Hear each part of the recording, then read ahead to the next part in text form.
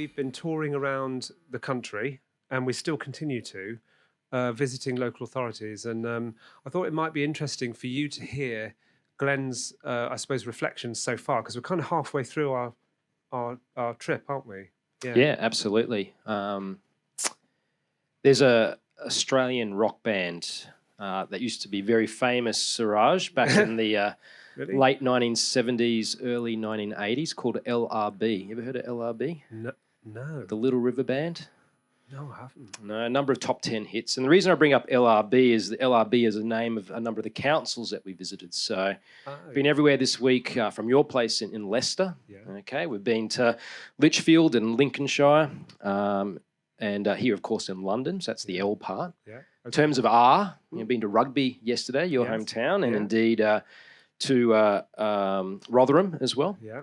And then the B, of course, is with the boys yesterday that went to Broxbourne. So LRB, the Australian Connection, has also been a footprint for this week as well. That's awesome. Now, in terms of reflections, I suppose, on the end of this first week, you probably evict me because I'm going to say this, but I'm actually going to go and talk about technology at all. I think one of the most impressive things that we've seen is the collective approach within the councils we've visited to organisational culture. And technology, I think, as you said in your keynote this morning, is just the enabler. Yeah. But it starts with the people in this room, your colleagues, the way in which you're influencing a better customer service outcome as an ethos for what you're looking to deliver. And I think that's been a very consistent message across all the councils that we've visited. So, as much as this has been a day about technology and a day about platforms and innovations and roadmaps and things like that, I think you can't lose sight of the fact that at the end of the day, it's people in a human process delivering important services to members of the community, and the way we do that's the cool bit, but it starts with, I think, the organisational cultural message as the first point. Yeah, it's got to be about the outcomes and nothing about the technology or the difficulty in getting there. No, absolutely. I mean, the story at Lincolnshire, I think, is the antithesis of that, because that's one person or a small group of people that have made enormous change on behalf of an enormous organisation. Yeah. And look, I take my hat off to those at the coalface running these processes. You are lucky to have such a powerful tool set at your fingertips. And as we've seen through some of the presentations today from councils and from the councils we've visited so far this week, there's some real grassroots innovation coming to bear, trying to solve a problem, driven by a customer service outcome, being digital first, which is a very important strategy as well. And on that score, I take my hat off to those that are playing with this tool set to the way that has been done so far.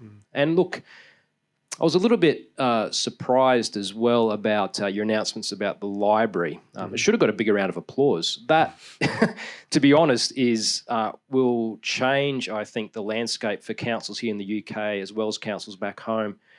The ability for us to collectively access a range of pre-built working functionality that we can share as a community, tweak as needed, repurpose and gift back to that community, I think is an extraordinary deliverable by a firm like yourself, and something that really should be applauded quite significantly. Well, I mean, I'll be honest and as I am wherever I go, and transparent.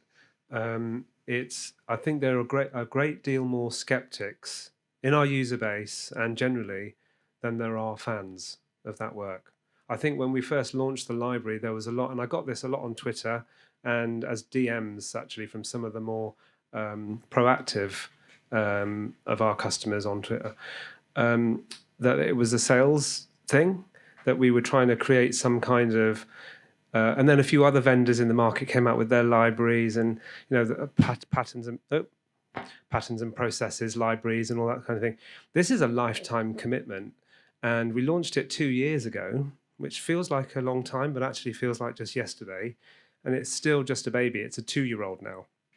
So, I mean, it requires you to contribute, you being everyone who uses this software, contributing to everyone else who uses this software, And as we grow as a company, because even though we're 19, we're still young, that user base is growing stronger and stronger. And for the next 20 years, that library will still exist, and we're 100% committed to making it work. So you'll see every single academy you'll look, and it'll get stronger and stronger, and we'll get more and more contributions.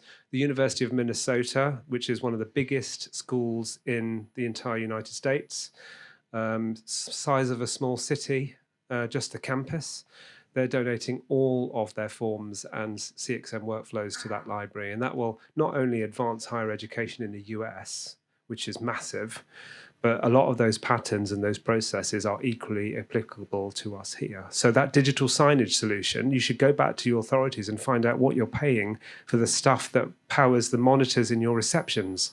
Because now there's an open source product on the library, which means that any Jadu CMS user, and that's all of you, can use that, adapt it, fork your changes back into the GitHub repository, and add functionality.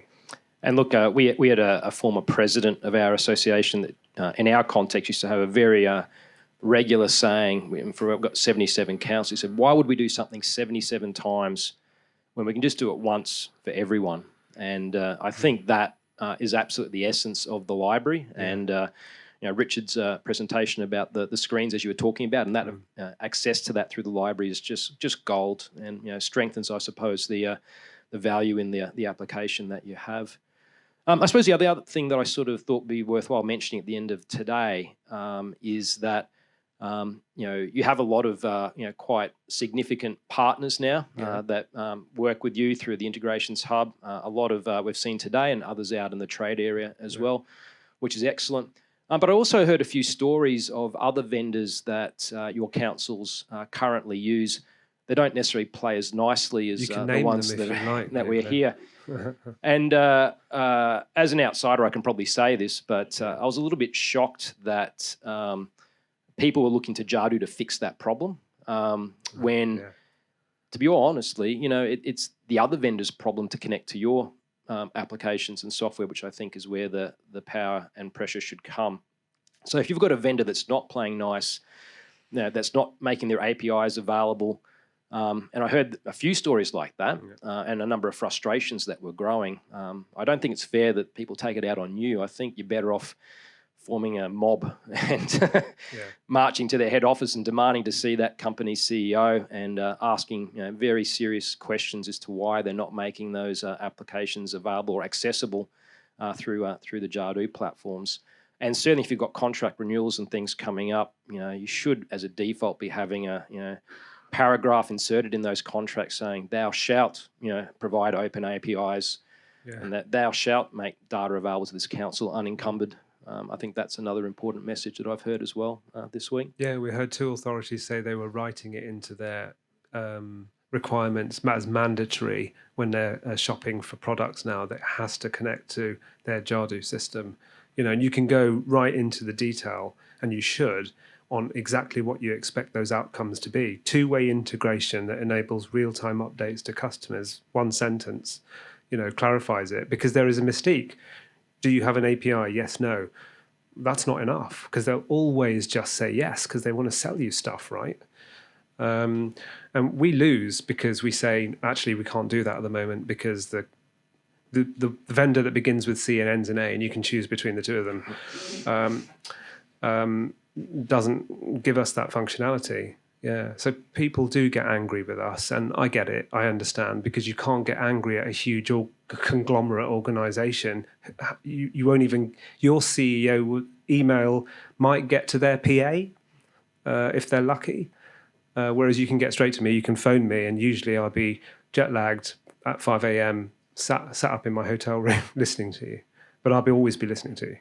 We spent the whole day talking about how councils in this room are putting customers at the heart of their operations. You'd hope that some of those vendors would start putting their customers at the heart of theirs. It's got to happen, because otherwise you'll stop buying, right? So Birmingham, I hope they don't mind me saying this, are taking out SAP. They put it in a vendor beginning with C and ending in A put it in a decade ago, and you'd think that SAP probably think that once that's in, it'll never come out.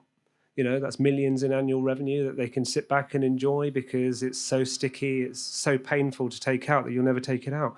But you do take them out and you do change them. And Birmingham, as the biggest case study for massive system renewal, has taken it out and swapped it for CXM. And I think they're just about to switch it off if they haven't already in customer services. Indeed. My last comments, I suppose, are just personal ones, and they are firstly to thank you and Jadu for being such gracious hosts this week, and certainly to the councils that we've visited. I've been absolutely outstanded by the level of candour, the level of openness, the quality of sandwiches Neil provided. We have been welcomed wherever we've visited. We've been shared stories that I'm sure are confidential in nature, but people's willingness to share those, I think, just shows that if you work in local government, we're part of a bigger family, and we're all in it together, and that's been really sort of quite pleasing.